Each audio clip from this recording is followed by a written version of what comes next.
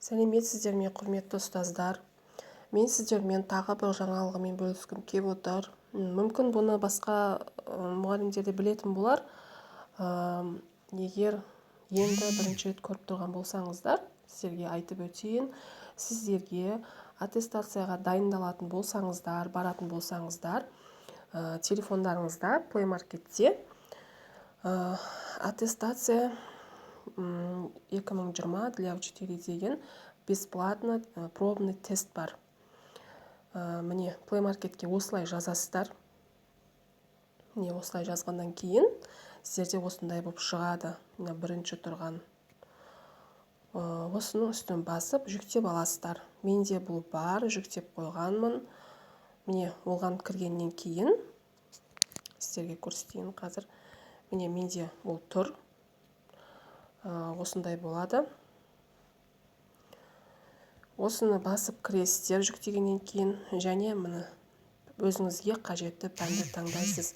Бұл жерде барлық пән бар. Міне бастауыш сынып бар, басқа да пәндер бар, және педагогика оқыту әдістемесі де бар, психологияға да бар, барлығы бар. Баста кірген кезде сізден қазақша немесе орысша тілді таңда деп шығады. Өзіңізге қажетті тілді таңдайсыз. Мен қазақшаны таңдадым. Енді осы жерден сіз өзіңізге қажетті пәнді таңдап дайындала аласыз. Бұның бір ыңғайлы жері менің өзіме қатты ұнады. Бұл жерде сіз әрі өз біліміңізді тексересіз, әрі білмегеніңізді сіз қайсы еді деп ойланып іздемейсіз. Бұл жерде басып келесіге өткен кезде нұсқаны таңдап сізде дұрыс еместігін көрсетеді, және дұрыс жауапты астына көрсетіп қояды. Сіз солай өзіңізді жаттықтырып, өзіңіздің біліміңізді жетілдірсеңіз болады. Міне сөздің басында кездеспейтін дауыссыз дыбыстарды көрсетіңіз дейді. Келесіге өтемін. Дұрыс жауапты бердіңіз деп тұр. Енді екінші сұрақ: мәтіннің қай бөлігіне жатады? Біз жаңа мектепте оқимыз. Мектеп жаңа. Бұл мәтіннің қай бөлігіне жатады? Мына жерде енді осындай кейде әріптері қалып қояды. Басы дейтін болсақ, міне дұрыс жауап бердіңіз деп шығады. Келесі: бірыңғай жуан дауысты дыбыстан тұратын сөзді табыңыз дейді. Мен мысалға бүйтіп белгілесем, дұрыс жауап. Сөйлем мүшелерінің санын анықтаңыз дейді. Мен былай істесем, міне көрдіңіз ба? Дұрыс емес жауап берсеңіз, қате жауап бердіңіз, дұрыс жауап мынау деп осылай көрсетеді. Сіз осыны есте сақтап қаласыз. Келесіде осындай сұрақтар келсе,